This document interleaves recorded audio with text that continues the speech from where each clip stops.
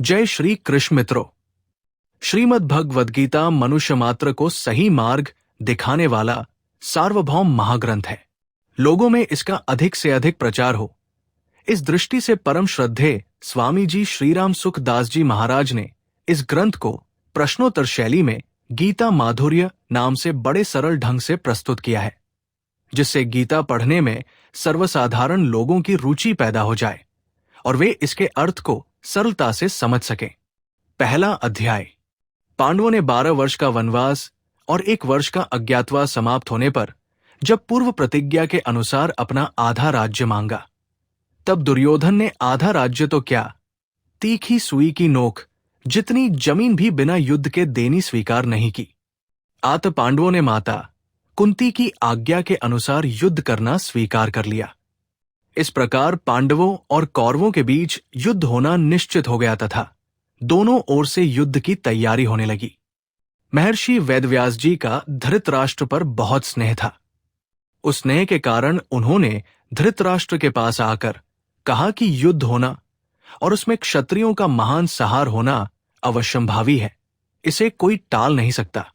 यदि तुम युद्ध देखना चाहते हो तो मैं तुम्हें दिव्य दृष्टि दे सकता हूं, जिससे तुम यही बैठे बैठे युद्ध को अच्छी तरह से देख सकते हो। इस पर धृतराष्ट्र ने कहा कि मैं जन्म भर अंधा रहा, अब अपने कुल के सहार को मैं देखना नहीं चाहता, परंतु युद्ध कैसे हो रहा है ये समाचार जरूर जानना चाहता हूं। व्यास जी ने कहा कि मैं संजय को दिव्य दृष्टि देता हूं, जिससे ये संपूर्ण युद्ध को, संपूर्ण घटनाओं को, सैनिकों के मन में आई हुई बातों को भी जान लेगा, सुन लेगा, देख लेगा और सब बातें तुम्हें सुना भी देगा। ऐसा कहकर व्यास जी ने संजय को दिव्य दृष्टि प्रदान की। उधर निश्चित समय के अनुसार कुरुक्षेत्र में दोनों सेनाएं युद्ध के लिए तैयार थी। अब प्रश्न होता है कि जब युद्ध के लिए दोनों सेनाएं तैयार थी, ऐसे मौके पर भगवान ने अर्जुन को गीता का उपदेश क्यों दिया? शोक दूर करने के लिए ही भगवान ने अर्जुन को गीता का उपदेश दिया। अर्जुन को शोक कब हुआ और क्यों हुआ? जब अर्जुन ने दोनों सेनाओं में अपने ही निजी कुटुंबियों को देखा और सोचा कि दोनों तरफ हमारे ही कुटुंबी मरेंगे, तब ममता के कारण उनको शोक हुआ। अर्जुन ने दोनों सेनाओं में अपने कुटुंबियों को क्यों देखा? भगवान श्री कृष्ण ने जब दोनों सेनाओं के बीच में रथ खड़ा करके अर्जुन से कहा कि तुम युद्ध की इच्छा से इकट्ठे हुए इन कुरुवंशियों को देखो, तब अर्जुन ने अपने कुटुंबियों को देखा। भगवान ने अर्जुन को दोनों सेनाओं में कुरुवंशियों को देखने के लिए क्यों कहा? अर्जुन ने पहले भगवान से कहा था कि हे अच्युत, दोनों सेनाओं के बीच में मेरा रथ खड़ा करो, जिससे मैं देखूं कि यहां मेरे साथ युद्ध करने वाले कौन हैं। अर्जुन ने ऐसा क्यों कहा? जब युद्ध की तैयारी के बाजे बजे, तब उत्साह में भरकर अर्जुन ने दोनों सेनाओं के बीच में रथ खड़ा करने के लिए भगवान से कहा। बाजे क्यों बजे? कौरव सेना के मुख्य सेनापति भीष्म जी ने जब सिंह की दहाड़ के समान गरजकर शंख बजाया, तब कौरव सेना के बाजे बजे और पांडव सेना के भी बाजे बजे। भीष्म जी ने शंख क्यों बजाया? दुर्योधन को हर्षित करने के लिए भीष्म जी ने शंख बजाया। दुर्योधन अप्रसन्न क्यों था? दुर्योधन ने गुरु द्रोणाचार्य के पास जाकर कहा कि आपके प्रतिपक्ष में पांडवों की सेना खड़ी है, इसको देखिए, अर्थात जिन पांडवों पर आप प्रेम स्नेह रखते हैं वे ही आपके विरोध में खड़े हैं। पांडव सेना की व्यूहरचना भी धृष्टद्युम्न के द्वारा की गई है, जो आपको मारने के लिए ही उत्पन्न हुआ है। इस प्रकार दुर्योधन की चालाकी से, राजनीति से भरी हुई तीखी बातों को सुनकर द्रोणाचार्य चुप रहे, कुछ बोले नहीं। इससे दुर्योधन अप्रसन्न हो गया। द्रोणाचार्य चुप क्यों रहे? दुर्योधन ने द्रोणाचार्य को उकसाने के लिए चालाकी से राजनीति की जो बातें कहीं, वे बातें द्रोणाचार्य को बुरी लगी। उन्होंने ये सोचा कि अगर मैं इन बातों का खंडन करूं तो युद्ध के मौके पर आपस में खटपट हो जाएगी, जो उचित नहीं है। मैं इन बातों का अनुमोदन भी नहीं कर सकता, क्योंकि ये चालाकी से बातचीत कर रहा है, सरलता से बातचीत नहीं कर रहा है। इसलिए द्रोणाचार्य चुप रहे। दुर्योधन ने ऐसी बातें कब कही और क्यों कही? दुर्योधन ने व्यूहाकार खड़ी हुई पांडव सेना को देखकर गुरु द्रोणाचार्य को उकसाने के लिए ऐसी बातें कहीं। इसका वर्णन संजय ने धृतराष्ट्र के प्रति किया है। संजय ने ये वर्णन धृतराष्ट्र के प्रति क्यों किया? जब धृतराष्ट्र ने युद्ध का कथा को आरंभ से विस्तार पूर्वक सुनना चाहा, तब संजय ने ये सब बातें धृतराष्ट्र से कही। धृतराष्ट्र ने संजय से क्यों सुनना चाहा? 10 दिन युद्ध होने के बाद संजय ने अचानक आकर धृतराष्ट्र से ये कहा कि कौरव पांडवों के पितामह शांतनु के पुत्र भीष्म मारे गए, रथ से गिरा दिए गए, जो संपूर्ण योद्धाओं में मुख्य और संपूर्ण धनुर्धारियों में श्रेष्ठ थे। ऐसे पितामह भीष्म आज शरशय्या पर सो रहे हैं। इस समाचार को सुनकर धृतराष्ट्र को बड़ा दुख हुआ और वे विलाप करने लगे। फिर उन्होंने संजय से युद्ध का सारा वृत्तांत सुनाने के लिए कहा और पूछा, हे संजय, धर्मभूमि कुरुक्षेत्र में युद्ध की इच्छा से इकट्ठे हुए मेरे और पांडु के पुत्रों ने क्या किया? संजय बोले, उस समय व्यूहर्चना से खड़ी हुई पांडवों की सेना को देखकर राजा दुर्योधन द्रोणाचार्य के पास गया और उनसे कहा कि हे आचार्य, आप अपने बुद्धिमान शिष्य द्रुपद पुत्र धृष्टद्युम्न के द्वारा व्यूहर्चना से खड़ी की हुई पांडवों की इस बड़ी भारी सेना को देखिए। पांडवों की सेना में मैं किन किन को देखा दुर्योधन? पांडवों की इस सेना में बड़े बड़े शूरवीर हैं, जिनके बहुत बड़े बड़े धनुष है तथा जो बल में भीम के समान और युद्ध कला में अर्जुन के समान है। इनमें युयुधान, सात्यकी, राजा विराट और महारथी द्रुपद भी है। धृष्टकेतु, चेकितान और पराक्रमी काशराज भी है। पुरुजित और कुंतीभोज, ये दोनों भाई तथा मनुष्यों में श्रेष्ठ शैब्य भी है। पराक्रमी युधामन्यु और बलवान उत्तमौजा भी है। सुभद्रा पुत्र अभिमन्यु और द्रौपदी के 5 पुत्र भी है। ये सबके सब महारथी है। पांडव सेना के शूरवीरों के नाम तो तुमने बता दिए, पर अपनी सेना के शूरवीर कौन कौन है दुर्योधन? हे द्विजोत्तम, हमारी सेना में जो विशेष विशेष पुरुष है, उन पर भी ध्यान दीजिए। आप द्रोणाचार्य, पितामह भीष्म, कर्ण, संग्राम विजयी कृपाचार्य, अश्वत्थामा, विकर्ण और सोमदत्त का पुत्र भूरिश्रवा तथा इनके सिवाय और भी बहुत से शूरवीर हैं, जिन्होंने मेरे लिए अपने जीने की इच्छा का भी त्याग कर दिया है और जो अनेक प्रकार के अस्त्र शस्त्र चलाने में निपुण तथा युद्ध कला में अत्यंत चतुर है। दोनों सेनाओं के प्रधान प्रधान योद्धाओं को दिखाने के बाद दुर्योधन ने क्या किया संजय? दुर्योधन ने अपने मन में विचार किया कि उभय पक्षपाती, दोनों का पक्ष लेने वाले भीष्म के द्वारा रक्षित हमारी सेना पांडव सेना पर विजय करने में असमर्थ है और निज पक्षपाती, केवल अपना ही पक्ष लेने वाले भीम के द्वारा रक्षित पांडवों की सेना हमारी सेना पर विजय करने में समर्थ है। मन में ऐसा विचार करने के बाद दुर्योधन ने क्या किया? उसने सभी शूरवीरों से कहा कि आप सबके सब लोग अपने अपने मोर्चे पर दृढ़तापूर्वक स्थित रहते हुए ही पितामह भीष्म को चारों ओर से रक्षा करें। अपनी रक्षा की बात सुनकर भीष्म जी ने क्या किया? पितामह भीष्म ने दुर्योधन को प्रसन्न करते हुए सिंह के समान गरजकर बड़े जोर से शंख बजाया। भीष्म जी के द्वारा शंख बजाने के बाद क्या हुआ संजय? भीष्म जी ने तो दुर्योधन को प्रसन्न करने के लिए ही शंख बजाया था, पर कौरवसेना ने इसे युद्धारंभ की घोषणा ही समझी।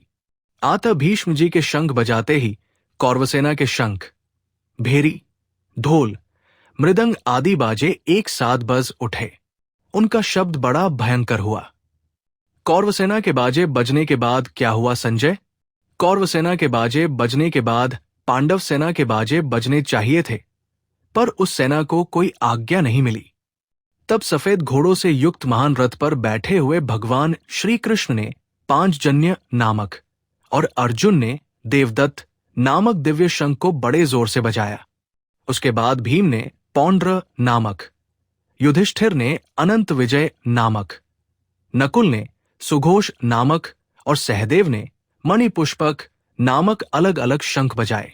फिर और किसने शंख बजाए? हे राजन, फिर पांडव सेना के श्रेष्ठ धनुष वाले काशराज, महारथी शिखंडी तथा धृष्टद्युम्न, राजा विराट, अजय, सात्यकी, राजा द्रुपद, द्रौपदी के 5 पुत्र और महाबाहु सुभद्रा पुत्र अभिमन्यु, इन सभी महारथियों ने अपने अपने शंख बजाए। पांडव सेना की उस शंख ध्वनि का क्या परिणाम हुआ? पांडव सेना के शंखों की उस भयंकर ध्वनि ने आकाश और पृथ्वी को गुंजाते हुए अन्यायपूर्वक राज्य हड़पने वाले कौरवों के हृदय विदीर्ण कर दिए। शंख बजाने के बाद पांडवों ने क्या किया संजय? हे महिप्ते, शंखों के बजने के बाद युद्ध आरंभ होने के समय आपके संबंधियों कौरवों को देखकर कपिध्वज अर्जुन ने अपना गांडीव धनुष उठा लिया और यामी भगवान श्री कृष्ण से बोले कि हे अच्युत, आप मेरे रथ को दोनों सेनाओं के बीच में खड़ा कर दीजिए। रथ को बीच में क्यों खड़ा करूं अर्जुन? मैं इस रणभूमि में खड़े हुए युद्ध की इच्छा वाले शूरवीरों को देख लूं कि मुझे किन किन के साथ युद्ध करना है। यहां युद्ध में जो ये राजा लोग दुर्योधन का प्रिय करने की इच्छा से इकट्ठे हुए हैं, उनको भी मैं देख लूं। अर्जुन के ऐसा कहने पर भगवान ने क्या किया संजय? संजय बोले, हे राजन, निद्रा विजयी अर्जुन के ऐसा कहने पर अंतर्यामी भगवान श्री कृष्ण ने दोनों सेनाओं के मध्य भाग में पितामह भीष्म और आचार्य द्रोण के सामने तथा संपूर्ण राजाओं के सामने रथ को खड़ा करके कहा कि हे पार्थ, इन इकट्ठे हुए कुरुवंशियों को देख। भगवान के ऐसा कहने पर क्या हुआ? तब वहां दोनों सेनाओं में स्थित पिता, पितामह, आचार्य, मामा, भाई, पुत्र, पौत्र तथा मित्र, ससुर और सुहृद, मित्र तथा इनके सिवाय अन्य कई संबंधियों को देखकर अर्जुन अत्यंत कायरता से युक्त होकर विषाद करते हुए बोले। अर्जुन क्या बोले संजय? अर्जुन बोले, हे कृष्ण, अपने खास कुटुंबियों को युद्ध के लिए सामने खड़े हुए देखकर मेरे सब अंग शिथिल हो रहे हैं। मुख सूख रहा है, शरीर में कप्पी आ रही है, रोंगटे खड़े हो रहे हैं, हाथ से गांडीव धनुष गिर रहा है और त्वचा भी जल रही है। मेरा मन भ्रमित हो रहा है और मैं खड़े रहने में भी असमर्थ हो रहा हूं। इसके सिवाय और क्या देख रहे हो अर्जुन? हे केशव, मैं शकुनों को भी विपरीत देख रहा हूं और युद्ध में इन कुटुंबियों को मारकर कोई लाभ भी नहीं देख रहा हूं। इनको मारे बिना राज्य कैसे मिलेगा? हे कृष्ण, मैं न तो विजय चाहता हूं, न राज्य चाहता हूं और न सुखों को ही चाहता हूं। हे गोविंद, हम लोगों को राज्य से, भोगों से अथवा जीने से भी क्या लाभ? तुम विजय आदि क्यों नहीं चाहते? हम जिनके लिए राज्य, भोग और सुख चाहते हैं, वही ये सबके सब लोग अपने प्राणों की और धन की आशा को छोड़कर युद्ध के लिए खड़े हैं। वे लोग कौन है अर्जुन? आचार्य, पिता, पुत्र, पितामह, मामा, ससुर, पौत्र, साले तथा और भी बहुत से संबंधी हैं। यही लोग अगर तुम्हें मारने के लिए तैयार हो जाएं, तो ये भले ही मुझे मार डालें, पर हे मधुसूदन, मुझे त्रिलोकी का राज्य मिल जाए तो भी मैं इनको मारना नहीं चाहता। फिर पृथ्वी के राज्य के लिए तो कहना ही क्या है। अरे भैया, राज्य मिलने पर तो बड़ी प्रसन्नता होती है, क्या तुम उसको भी नहीं चाहते? हे जनार्दन, इनके संबंधियों को, जो कि हमारे भी संबंधी हैं, मारकर हमें क्या प्रसन्नता होगी? इन आताइयों को मारने से तो हमें पाप ही लगेगा। इसलिए हे माधव, इन धृतराष्ट्र संबंधियों को हम मारना नहीं चाहते, क्योंकि हे माधव, अपने कुटुंबियों को मारकर हम कैसे सुखी हो सकते हैं? ये तो तुम्हें मारने के लिए तैयार ही है, तुम ही पीछे क्यों हट रहे हो? महाराज, इनका तो लोभ के कारण विवेक विचार लुप्त ही गया है, इसलिए ये दुर्योधन आदि कुल के नाश से होने वाले दोष को और मित्रद्रोह से होने वाले पाप को नहीं देख रहे हैं। तो भी हे जनार्दन, कुल के नाश से होने वाले दोष को जानने वाले हम लोगों को तो इस पाप से बचना ही चाहिए। अगर कुल का नाश हो भी जाए तो क्या होगा? कुल का नाश होने पर सदा से चले आए कुल धर्म, कुल परंपरा नष्ट हो जाते हैं। कुल धर्म के नष्ट होने पर क्या होता है? कुल धर्म के नष्ट होने पर संपूर्ण कुल में अधर्म फैल जाता है। अधर्म के फैल जाने से क्या होता है? अधर्म के फैल जाने से कुल की स्त्रियां दूषित हो जाती है। स्त्रियों के दूषित होने से क्या होता है? स्त्रियों के दूषित होने से वर्ण संकर पैदा होता है। वर्ण संकर पैदा होने से क्या होता है? वो वर्ण संकर कुलघातियों, कुल का नाश करने वालों को और संपूर्ण कुल को नरकों में ले जाने वाला होता है, तथा पिंड और पानी, श्राद्ध तर्पण न मिलने से उनके पितर भी अपने स्थान से गिर जाते हैं। इन वर्ण संकर पैदा करने वाले दोषों से कुलघातियों के सदा से चलते आए कुलधर्म और जाति धर्म दोनों नष्ट हो जाते हैं। जिनके कुलधर्म नष्ट हो जाते हैं, उन मनुष्यों का क्या होता है? हे जनार्दन, उन मनुष्यों को बहुत समय तक नरकों में निवास करना पड़ता है, ऐसा हम सुनते आए हैं। युद्ध के ऐसे परिणाम को जब तुम पहले से ही जानते हो, तो फिर तुम युद्ध के लिए तैयार ही क्यों हुए? यही तो बड़े आश्चर्य और खेद की बात है कि हम लोग बड़ा भारी पाप करने का निश्चय कर बैठे हैं, जो कि राज्य और सुख के लोभ से अपने कुटुंबियों को मारने के लिए तैयार हो गए हैं। अब तुम क्या करना चाहते हो? मैं अस्त्र शस्त्र छोड़कर युद्ध से हट जाऊंगा। अगर मेरे द्वारा ऐसा करने पर भी हाथों में शस्त्र लिए हुए दुर्योधन आदि मुझे मार दें, तो वो मारना भी मेरे लिए बड़ा हितकारक होगा। ऐसा कहने के बाद अर्जुन ने क्या किया संजय? संजय बोले, ऐसा कहकर शोक से व्याकुल मन वाले अर्जुन ने बाण सहित धनुष का त्याग कर दिया और रथ के मध्य भाग में बैठ गए। दूसरा अध्याय। रथ के मध्य भाग में बैठ जाने पर अर्जुन की क्या दशा हुई संजय? संजय बोले, हे राजन, जो बड़े उत्साह से युद्ध करने आए थे, पर कायरता के कारण जो विषाद कर रहे हैं और जिनके नेत्रों में इतने आंसू भर आए हैं कि देखना भी मुश्किल हो रहा है, ऐसे अर्जुन से भगवान मधुसूदन बोले कि हे अर्जुन, इस बेमौके पर तेरे में ये कायरता कहां से आ गई? ये कायरता न तो श्रेष्ठ पुरुषों के द्वारा धारण करने लायक है, न स्वर्ग देने वाली है और न कीर्ति करने वाली ही है। इसलिए हे पार्थ, तू इस नपुंसकता को अपने में मत आने दे, क्योंकि तेरे जैसे पुरुष में इसका आना उचित नहीं है। आते है परंतप, हृदय को इस तुच्छ दुर्बलता को छोड़कर तू युद्ध के लिए खड़ा हो जा। ऐसा सुनकर अर्जुन क्या बोले संजय? अर्जुन बोले, महाराज, मैं मरने से थोड़े ही डरता हूं, मैं तो मारने से डरता हूं। हे अरिसूदन, ये भीष्म और द्रोण तो पूजा करने योग्य है, इसलिए है मधुसूदन, ऐसे पूज्यजनों को तो कटु शब्द भी नहीं कहना चाहिए, फिर उनके साथ मैं बाणों से युद्ध कैसे करूं? अरे भैया, केवल कर्तव्य पालन के सामने और भी कुछ देखा जाता है क्या? महाराज, महानुभाव गुरुजनों को न मारकर मैं इस मनुष्यलोक में भिक्षा के अन्न से जीवन निर्वाह करना भी श्रेष्ठ समझता हूं। अगर आपके कहे अनुसार मैं युद्ध भी करूं तो गुरुजनों को मारकर उनके खून से लथपथ तथा धन की कामना की मुख्यता वाले भोगों को ही तो भोगूंगा। इससे मुझे शांति थोड़े ही मिलेगी। फिर तुम क्या करना ठीक समझते हो? हे भगवान, हम लोग ये नहीं समझ पा रहे हैं कि युद्ध करना ठीक है या युद्ध न करना ठीक है, तथा युद्ध में हम उनको जीतेंगे या वे हमको जीतेंगे। सबसे बड़ी बात तो ये है भगवान कि हम जिनको मारकर जीना भी नहीं चाहते, वही धृतराष्ट्र के संबंधी हमारे सामने खड़े हैं। फिर इनको हम कैसे मारें? जब तुम निर्णय नहीं कर सकते तो फिर तुमने क्या उपाय सोचा?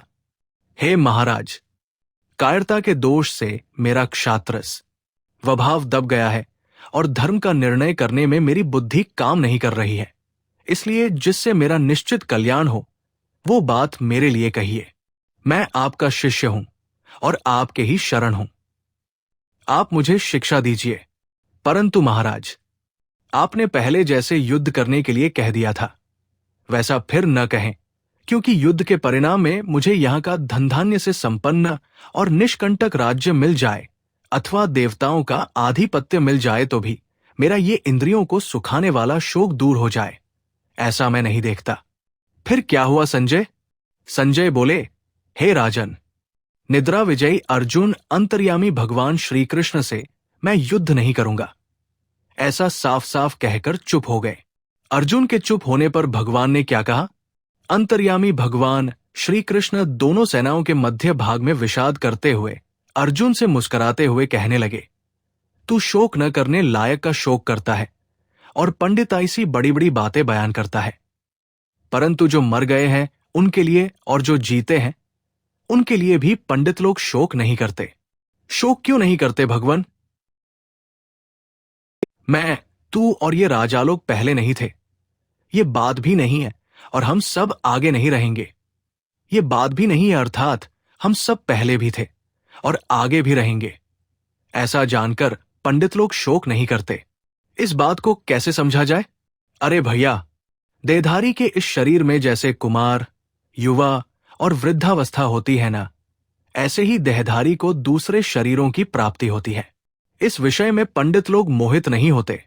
कुमार आदि अवस्थाएं शरीर की होती है। ये तो ठीक है, पर अनुकूल प्रतिकूल, सुखदायी दुखदायी पदार्थ सामने आ जाएं, तब क्या करे भगवान? हे कुंती नंदन, इंद्रियों के जितने विषय जड़ पदार्थ हैं, वे सभी अनुकूलता और प्रतिकूलता के द्वारा सुख और दुख देने वाले हैं, परंतु वे आने जाने वाले और अनित्य ही हैं। इसलिए हे अर्जुन, उनको तुम सहन करो अर्थात उनमें तुम निर्विकार रहो। उनको सहने से, उनमें निर्विकार रहने से क्या लाभ होता है? हे पुरुषों में श्रेष्ठ अर्जुन, सुख दुख में समान निर्विकार रहने वाले जिस धीर पुरुष को ये इंद्रियों के विषय जड़ पदार्थ सुखी दुखी नहीं करते, वो स्वतः सिद्ध अमरता परमात्मा की प्राप्ति का अनुभव कर लेता है। वो अमरता का अनुभव कैसे कर लेता है? सत चेतन तत्व की सत्ता का कभी अभाव नहीं होता और असत जड़ पदार्थों की सत्ता ही नहीं है। इन दोनों के तत्व को तत्वदर्शी ज्ञानी महापुरुष जान लेते हैं, इसलिए वे अमर हो जाते हैं। वो सत अविनाशी क्या है भगवान? जिससे ये संपूर्ण संसार व्याप्त है, उसको तुम अविनाशी समझो। इस अविनाशी का विनाश कोई भी नहीं कर सकता। असत विनाशी क्या है भगवान? इस अविनाशी अप्रमेय और नित्य रहने वाले शरीरी के ये सब शरीर अंत वाले हैं, विनाशी है। इसलिए हे अर्जुन, तुम अपने युद्ध रूप कर्तव्य कर्म का पालन करो। युद्ध में तो मरना मारना ही होता है, इसलिए अगर शरीरी को मरने मारने वाला माने, तो जो इस अविनाशी शरीरी को शरीरों की तरह मरने वाला मानता है और जो इसको मारने वाला मानता है, वे दोनों ही ठीक नहीं जानते, क्योंकि ये न किसी को मारता है और न स्वयं मारा जाता है। ये शरीरी मरने वाला क्यों नहीं है भगवान? ये शरीरी न तो कभी पैदा होता है और न कभी मरता ही है। ये पैदा होकर फिर होने वाला नहीं है। ये जन्म रहित नित्य निरंतर रहने वाला शाश्वत और अनादि है। शरीर के मारे जाने पर भी ये न ई मारा जाता। ऐसा जानने से क्या होगा? हे पार्थ, जो मनुष्य इस शरीरी को अविनाशी नित्य जन्म रहित और अव्यय जानता है, वो कैसे किसी को मार सकता है और कैसे किसी को मरवा सकता है? तो फिर मरता कौन है भगवान? अरे भैया, शरीर मरता है। मनुष्य जैसे पुराने कपड़ों को छोड़कर नए कपड़ों को धारण करता है, ऐसे ही ये शरीरी पुराने शरीरों को छोड़कर दूसरे नए शरीरों में चला जाता है। नए नए शरीरों को धारण करने से इसमें कोई न कोई विकार तो आता ही होगा। नहीं, इसमें कभी कोई विकार नहीं आता, क्योंकि इस शरीरी को शस्त्र काट नहीं सकते, अग्नि जला नहीं सकती, जल गीला नहीं कर सकता और वायु सुखा नहीं सकती। ये शस्त्र आदि से कटता, जलता, गलता और सूखता क्यों नहीं? ये शरीरी काटा भी नहीं जा सकता, जलाया भी नहीं जा सकता, गीला भी नहीं किया जा सकता और सुखाया भी नहीं जा सकता, क्योंकि ये नित्य रहने वाला, सब में परिपूर्ण, स्थिर स्वभाव वाला, अचल और सनातन है। ये देही इंद्रियों आदि का विषय नहीं है, अर्थात ये प्रत्यक्ष नहीं दिखता।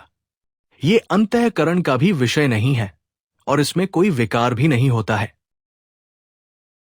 इसलिए इस देही को ऐसा जानकर तुझे शोक नहीं करना चाहिए।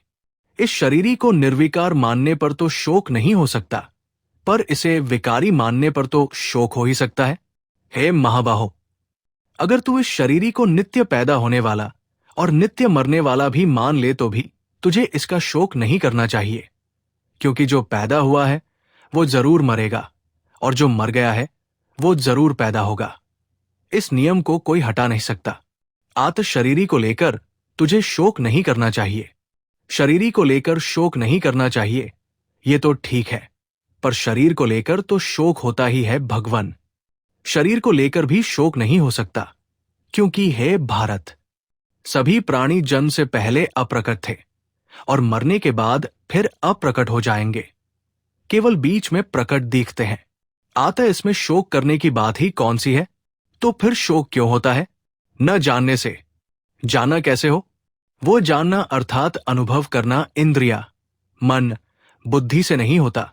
इसलिए इस शरीरी को देखना, कहना, सुनना सब आश्चर्य की तरह ही होता है। अतः इसको सुन करके कोई भी नहीं जान सकता, अर्थात इसका अनुभव तो स्वयं से ही होता है। तो फिर वो कैसा है? हे भरतवंशी अर्जुन, सबके देह में रहने वाला ये देही नित्य ही अवध्य है। ऐसा जानकर तुझे किसी भी प्राणी के लिए शोक नहीं करना चाहिए। शोक दूर करने की तो आपने बहुत सी बातें बता दी, पर मुझे जो पाप का भय लग रहा है वो कैसे दूर हो? अपने धर्म, क्षात्र धर्म को देखकर भी तुझे भयभीत नहीं होना चाहिए, क्योंकि क्षत्रिय के लिए धर्ममय युद्ध से बढ़कर दूसरा कोई कल्याणकारक कर्म नहीं है। तो क्या क्षत्रिय को युद्ध करते ही रहना चाहिए? नहीं भैया, जो युद्ध आपसे आप प्राप्त हो जाए, सामने आ जाए, वो युद्ध तो क्षत्रिय के लिए स्वर्ग जाने का खुला दरवाजा है। इसलिए हे पार्थ, ऐसा युद्ध जिन क्षत्रियों को प्राप्त होता है वही वास्तव में सुखी है। ऐसे आपसे आप प्राप्त युद्ध को मैं न करूं तो? अगर तू ऐसे धर्ममय युद्ध को नहीं करेगा तो तेरे क्षात्र धर्म का और तेरी कीर्ति का नाश होगा तथा तेरे को कर्तव्य पालन न करने का पाप भी लगेगा। अपकीर्ति से क्या होगा? अरे भैया, तू युद्ध नहीं करेगा तो देवता, मनुष्य आदि सभी तेरी बहुत दिनों तक रहने वाली अपकीर्ति का कथन करेंगे। वो अपकीर्ति आदरणीय, सम्माननीय मनुष्य के लिए मृत्यु से भी बढ़कर दुखदायी होती है। और क्या होगा भगवान? जिन भीष्म, द्रोणाचार्य आदि महारथियों की दृष्टि में तू श्रेष्ठ माना गया है, उनकी दृष्टि में तू तुच्छता को प्राप्त हो जाएगा और वे महारथी लोग तेरे को मरने के भय के कारण युद्ध से उपरत हुआ मानेंगे। क्या मैं ये सह नहीं सकता भगवान? नहीं, तू सह नहीं सकता, क्योंकि तेरे शत्रुओं को बैरभाव निकालने का मौका मिल जाएगा। वे तेरी सामर्थ्य की निंदा करते हुए तुझे न कहने लायक बहुत से वचन कहेंगे। उससे बढ़कर और दुख क्या होगा? और अगर मैं युद्ध करूं तो? युद्ध करते हुए अगर तू मारा जाएगा तो तुझे स्वर्ग मिल जाएगा, और अगर युद्ध में तू जीत जाएगा तो तुझे पृथ्वी का राज्य मिल जाएगा। आता है कुंती नंदन, तू युद्ध का निश्चय करके खड़ा हो जा। क्या युद्ध से मुझे पाप नहीं लगेगा भगवान? नहीं, पाप तो स्वार्थ बुद्धि से ही होता है। आता है तू जय पराजय, लाभानी और सुख दुख में संबुद्धि रखकर युद्ध कर। इस प्रकार युद्ध करने से तुझे पाप नहीं लगेगा। जिस संबुद्धि से कर्म करते जरा भी पाप नहीं लगता, उसकी और क्या विशेषता है भगवान? इस संबुद्धि को तो मैंने पहले सांख्य योग में कह दी है, अब तू इसको कर्मयोग के विषय में सुन। इस संबुद्धि से युक्त हुआ तो संपूर्ण कर्मों के बंधन से छूट जाएगा। इस संबुद्धि का आरंभ मात्र का भी नाश नहीं होता, इसके अनुष्ठान का कभी उल्टा फल नहीं होता। इसका थोड़ा सा भी अनुष्ठान जन्म मरण रूप महान भय से रक्षा कर लेता है। इस संबुद्धि की प्राप्ति के विषय में व्यवसायात्मिका, एक परमात्म प्राप्ति का निश्चय वाली बुद्धि एक ही होती है, परंतु जिनका परमात्म प्राप्ति का एक निश्चय नहीं है, ऐसे मनुष्यों की बुद्धियां निश्चय अनंत और बहुशाखाओं वाली होती है। उनका परमात्म प्राप्ति का एक निश्चय क्यों नहीं होता? जो कामनाओं में तन्मय हो रहे हैं। 2. स्वर्ग को ही श्रेष्ठ मानने वाले हैं। 3. वेदों में कहे हुए सकाम कर्मों में ही प्रीति रखने वाले हैं। तथा 4. भोगों के सिवाय और कुछ ही नहीं, ऐसा कहने वाले हैं। वे बेसमझ मनुष्य इस पुष्पित दिखाओ शोभायुक्त वाणी को कहा करते हैं, जो कि जन्म रूप कर्मफल को देने वाली है तथा भोग और ऐश्वर्य की प्राप्ति के लिए बहुत सी क्रियाओं का वर्णन करने वाली है। भोगों का वर्णन करने वाली पुष्पित वाणी से जिनका चित्त हर लिया गया है, अर्थात भोगों की तरफ स्तिमित गया है, और जो भोग तथा ऐश्वर्य में अत्यंत आसक्त है, उन मनुष्यों की परमात्मा में एक निश्चय वाली बुद्धि नहीं हो सकती। भोग और ऐश्वर्य की आसक्ति से बचने के लिए मेरे को क्या करना चाहिए भगवान? वेद तीनों गुणों के कार्य, संसार का वर्णन करने वाले हैं।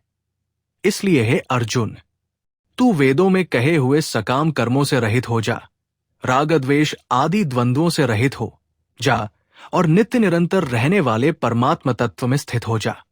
तू अप्राप्त वस्तु की प्राप्ति की और प्राप्त वस्तु की रक्षा की भी चिंता मत कर और केवल परमात्मा के परायण हो जा, अर्थात एक परमात्म प्राप्ति का ही लक्ष्य रख। ऐसा एक निश्चय कोई कर ले तो उसका क्या परिणाम होता है? जैसे बहुत बड़े सरोवर के प्राप्त होने पर छोटे सरोवर का कोई महत्व नहीं रहता, कोई जरूरत नहीं रहती, ऐसे ही वेदों और शास्त्रों के तात्पर्य को जानने वाले तत्वज्ञ जीवन मुक्त महापुरुष की दृष्टि में संपूर्ण वेदों का उतना ही तात्पर्य है, अर्थात उनके मन में संसार का, भोगों का कोई महत्व नहीं रहता। मेरे लिए ऐसी स्थिति को प्राप्त करने का कोई उपाय है? हाँ, कर्मयोग है। तेरा कर्तव्य कर्म करने में ही अधिकार है, फल में कभी नहीं, अर्थात तू फल की इच्छा न रखकर अपने कर्तव्य का पालन कर। तू कर्मफल का हेतु भी मत बन, अर्थात जिनसे कर्म किया जाता है उन शरीर इंद्रिय मन बुद्धि आदि में भी ममता न रख। तो फिर मैं कर्म करूं ही क्यों? कर्म न करने में भी तेरी आसक्ति नहीं होनी चाहिए, तो फिर कर्म करूं कैसे? सिद्धि असिद्धि में सम होना योग कहलाता है। इसलिए है धनंजय, तू आसक्ति का त्याग करके योग समता में स्थित होकर कर्म कर। अगर योग समता में स्थित होकर कर्म न करूं तो इस समता के बिना सकाम कर्म अत्यंत ही नीच है। आते है धनंजय, तू संबुद्धि का ही आश्रय ले, क्योंकि कर्मफल की इच्छा करने वाले कृपण हैं, अर्थात कर्मफल के गुलाम हैं। कर्मफल की इच्छा वाले कृपण हैं, तो फिर श्रेष्ठ कौन है? संबुद्धि से युक्त मनुष्य श्रेष्ठ है। संबुद्धि से युक्त मनुष्य इस जीवित अवस्था में ही पाप पुण्य से रहित हो जाता है। इसलिए तू समता में ही स्थित हो जा, क्योंकि कर्मों में समता ही कुशलता है। संबुद्धि का क्या परिणाम होगा भगवान? समता से युक्त मनीषी कर्मजन्य फल का त्याग करके जन्म मरण रूप बंधन से रहित होकर निर्विकार पद को प्राप्त हो जाते हैं। ये मैं कब समझूं कि मैंने कर्मजन्य फल का त्याग कर दिया? जब तेरी बुद्धि मोहरूपी दलदल को उतर जाएगी, तब तेरे को सुने हुए और सुनने में आने वाले भुक्त और अभुक्त भोगों से वैराग्य हो जाएगा। वैराग्य होने पर फिर समता की प्राप्ति कब होगी? शास्त्रों के अनेक सिद्धांतों से मतभेदों से विचलित हुई तेरी बुद्धि जब संसार से सर्वथा विमुख होकर परमात्मा में अचल हो जाएगी, तब तेरे को योग साध्य रूप समता की प्राप्ति हो जाएगी। अर्जुन बोले, समता को प्राप्त हुए स्थिर बुद्धि वाले मनुष्य के क्या लक्षण होते हैं? भगवान बोले, हे पार्थ, जब साधक मन में रहने वाली संपूर्ण कामनाओं का त्याग कर देता है और अपने आप से अपने आप में ही संतुष्ट रहता है, तब वो स्थितप्रज्ञ स्थिर बुद्धि वाला कहलाता है। वो स्थितप्रज्ञ बोलता कैसे है? भैया, उसका बोलना साधारण क्रियारूप से नहीं होता, प्रत्युत भावरूप से होता है। वर्तमान में व्यवहार करते हुए दुखों की प्राप्ति होने पर जिसके मन में उद्वेग नहीं होता और सुखों की प्राप्ति होने पर जिसके मन में स्पृहा नहीं होती, तथा जो राग भय और क्रोध से रहित हो गया है, वो मननशील मनुष्य स्थित प्रज्ञ कहलाता है। सब जगह आसक्त रहित हुआ, जो मनुष्य प्रारब्ध के अनुसार अनुकूल परिस्थिति के आने पर हर्षित नहीं होता और प्रतिकूल परिस्थिति के आने पर द्वेष नहीं करता, उसकी बुद्धि स्थिर हो गई है, अर्थात पहले उसने मुझे परमात्मा की प्राप्ति ही करनी है, ऐसा जो निश्चय किया था वो अब सिद्ध हो गया है। वो स्थित प्रज्ञ बैठता कैसे है भगवान?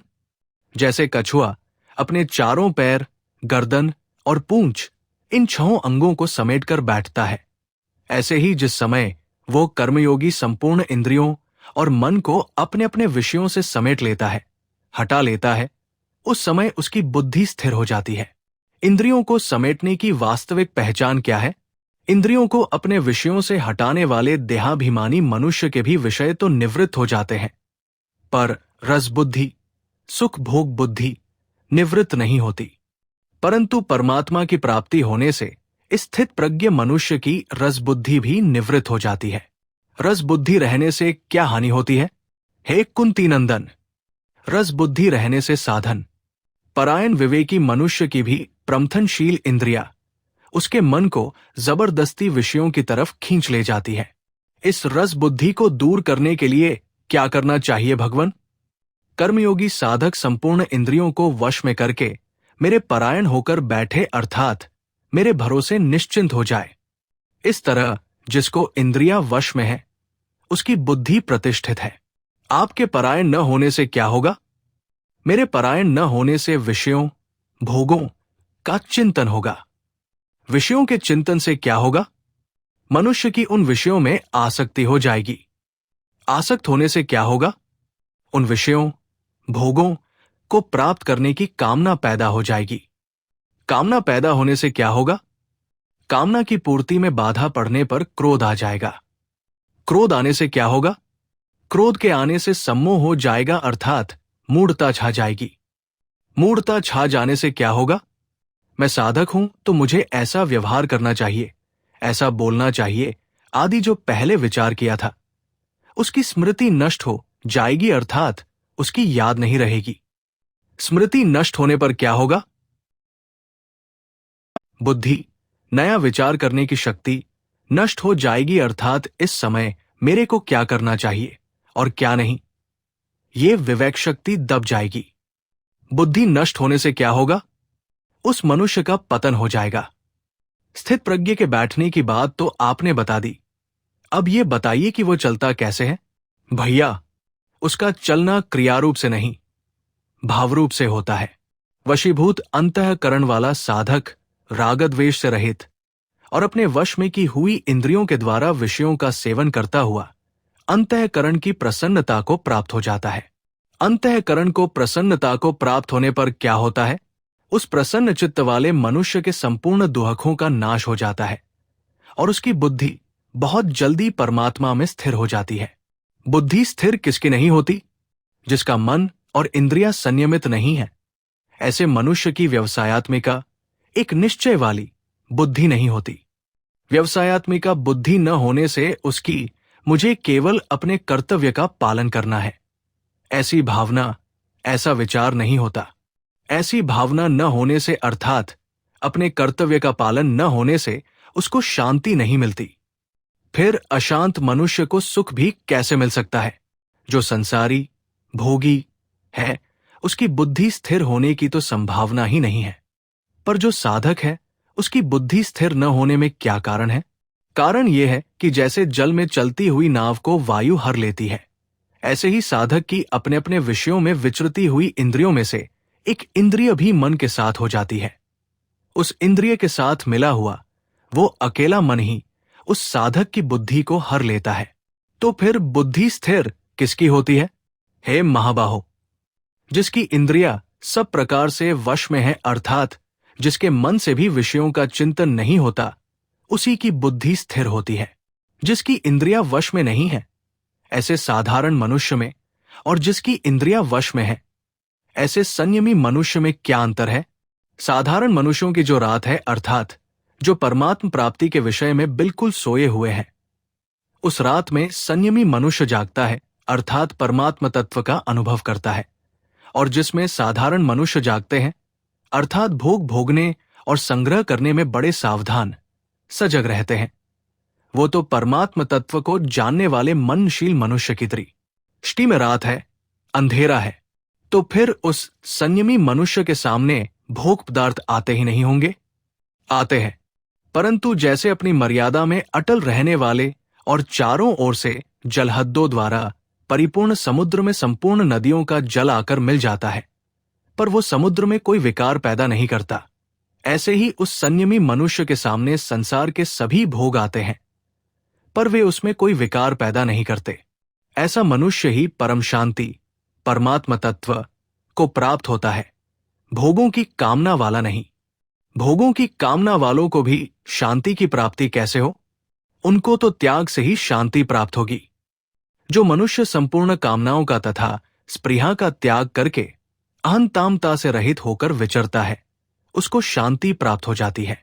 अहंतामता से रहित होने पर उसकी स्थिति कहाँ होती है? उसकी स्थिति ब्रह्मा में होती है। हे पार्थ, यही ब्राह्मी स्थिति है। इसको प्राप्त होने पर मनुष्य कभी मोहित नहीं होता। यदि मनुष्य इस ब्राह्म स्थिति में अंतकाल में भी स्थित हो जाए, अर्थात अंतकाल में भी अहंतामता रहित हो जाए, तो वो निर्वाण शांत ब्रह्मा को प्राप्त हो जाता है। तीसरा अध्याय। अर्जुन बोले, हे जनार्दन, आपके मत में जब ज्ञान बुद्धि ही श्रेष्ठ है, तो फिर हे केशव, आप मेरे को घोर कर्म में क्यों लगाते हैं? तथा आप कभी कहते हैं कर्म करो और कभी कहते हैं ज्ञान का आश्रय लो। आपके इन मिले हुए वचनों से मेरी बुद्धि मोहित सी हो रही है। इसलिए एक निश्चित बात कहिए जिससे मैं कल्याण को प्राप्त हो जाऊं। भगवान बोले, हे निष्पाप अर्जुन, इस मनुष्यलोक में 2 प्रकार से होने वाली निष्ठा मेरे द्वारा पहले कही गई है। उनमें सांख्य योगियों की निष्ठा ज्ञानयोग से और योगियों की निष्ठा कर्मयोग से होती है, अर्थात ज्ञानयोग और कर्मयोग से एक ही संबुद्धि की प्राप्ति होती है। उस समता की प्राप्ति के लिए क्या कर्म करना जरूरी है? हाँ, जरूरी है, क्योंकि मनुष्य न तो कर्मों का आरंभ किए बिना निष्कर्मता को प्राप्त होता है और न कर्म के त्याग से सिद्धि को ही प्राप्त होता है। तात्पर्य है कि उस समता की प्राप्ति कर्मों का आरंभ किए बिना भी नहीं होती और कर्मों के त्याग से भी नहीं होती। कर्मों के त्याग से क्यों नहीं होती? कोई भी मनुष्य किसी भी अवस्था में क्षण मात्र भी कर्म किए बिना नहीं रह सकता, क्योंकि प्रकृतिजन्य गुण स्वभाव के परवश हुए प्राणियों से कर्म कराते हैं। तो फिर प्राणी कर्मों का त्याग कैसे कर सकता है? अगर मनुष्य चुपचाप बैठा रहे, कुछ भी करे नहीं, तो क्या ये कर्मों का त्याग नहीं हुआ? नहीं। जो मनुष्य चुपचाप बैठकर, अर्थात इंद्रियों की केवल बाहर से रोककर मन से विषयों का चिंतन करता रहता है, उसका चुपचाप बैठना कर्मों का त्याग करना नहीं हुआ। प्रत्युत उस मूढ़ बुद्धि वाले का ये चुपचाप बैठना मिथ्याचार है। आपने जो संबुद्धि बताई, उसकी प्राप्ति न तो कर्मों के किए बिना होती है, न कर्मों के त्याग से होती है, और न बाहर से चुपचाप बैठकर मन से विषयों का चिंतन करते रहने से होती है। तो फिर उसकी प्राप्ति कैसे होती है? हे अर्जुन, जो मनुष्य मन से इंद्रियों का नियमन करके आसक्त रहित होकर इंद्रियों के द्वारा कर्मयोग निष्काम भावपूर्वक अपने कर्तव्य कर्मों का आचरण करता है, वो श्रेष्ठ है, अर्थात उसको संबुद्धि की प्राप्ति हो जाती है।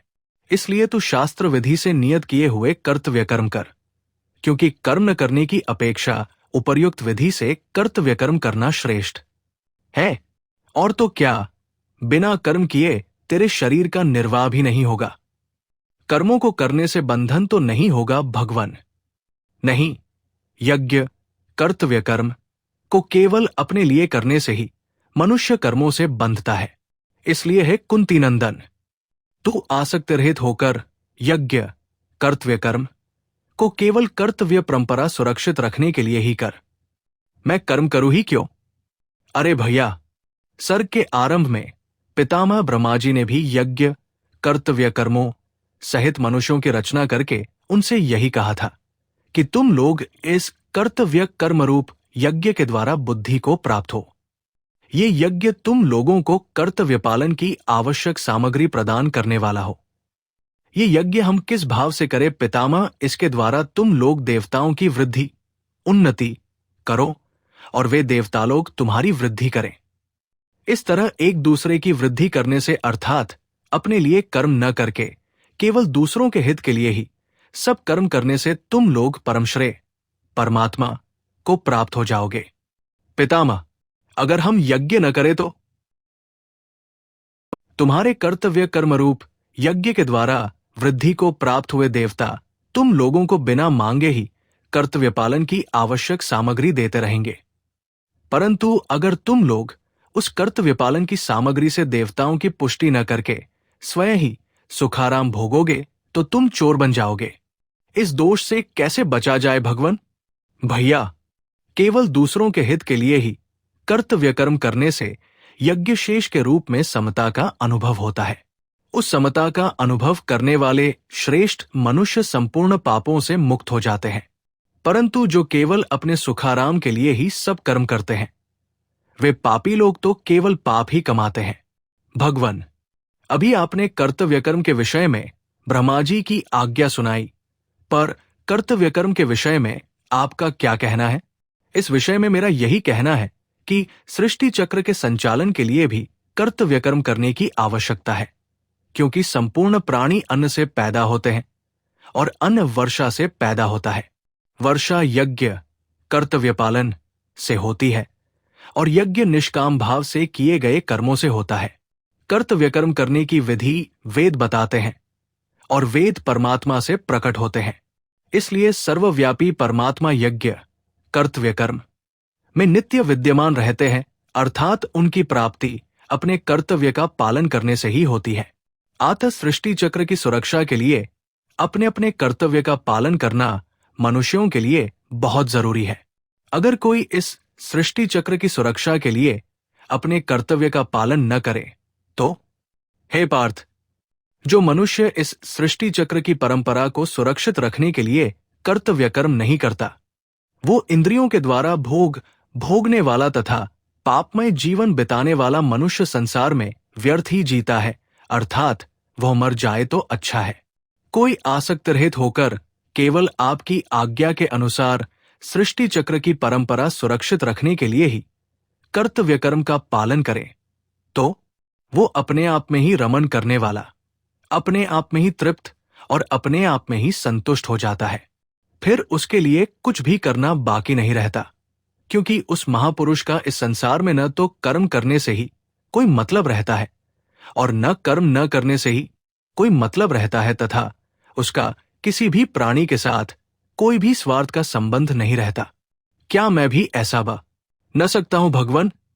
हां, बन सकता है। तू निरंतर आसक्त रहित होकर अपने कर्तव्य का अच्छी तरह पालन कर, क्योंकि आसक्त रहित होकर कर्तव्य कर्म करने से मनुष्य को परमात्मा की प्राप्ति हो जाती है। पहले आसक्त रहित होकर क्या किसी ने कर्म किए हैं और क्या उनको परमात्मा की प्राप्ति भी हुई है?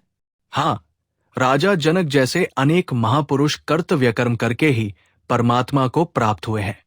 परमात्मा को प्राप्त होने पर भी उन्होंने लोक संग्रह, दुनिया को कुमार्ग से बचाकर सन्मार्ग पर लाने के लिए कर्म किए हैं।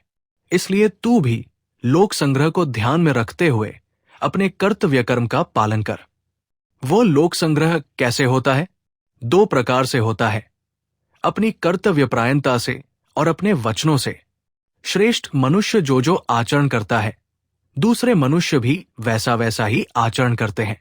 वो अपने वचनों से जो कुछ प्रमाणित करता है, दूसरे मनुष्य भी उसी का अनुवर्तन करते हैं। जैसे आपने परमात्म प्राप्ति के विषय में जनक आदि का उदाहरण दिया, ऐसे ही लोक संग्रह के विषय में भी क्या कोई उदाहरण है? हां, मेरा ही उदाहरण लो पार्थ। मेरे लिए त्रिलोकी में कुछ भी कर्तव्य बाकी नहीं है और प्राप्त करने योग्य कोई वस्तु अप्राप्त भी नहीं है। फिर भी मैं लोक संग्रह के लिए कर्तव्य कर्म करता हूं। आपके लिए कर्तव्य कर्म करने की क्या जरूरत है भगवान? हां पार्थ, जरूरत है, क्योंकि अगर मैं निरालस्य होकर कर्तव्य कर्म न करूं तो मनुष्य सब प्रकार से मेरे ही मार्ग का अनुसरण करेंगे, अर्थात वे भी कर्तव्य कर्म करना छोड़ देंगे। इससे क्या होगा भगवान? अगर मैं कर्तव्य कर्म न करूं तो अपना कर्तव्य कर्म न करने से ये सब मनुष्य नष्ट भ्रष्ट हो जाएंगे और मैं सब तरह के संकर दोषों को पैदा करने वाला तथा इस समस्त प्रजा को नष्ट करने वाला बनूंगा। इस दृष्टि से आपके लिए तो लोक संग्रह के लिए कर्तव्य कर्म करना बहुत जरूरी है, पर तत्वज्ञ जीवन मुक्त महापुरुषों के लिए भी कर्तव्य कर्म करना जरूरी है क्या? हां अर्जुन, जरूरी ही नहीं, बहुत जरूरी है।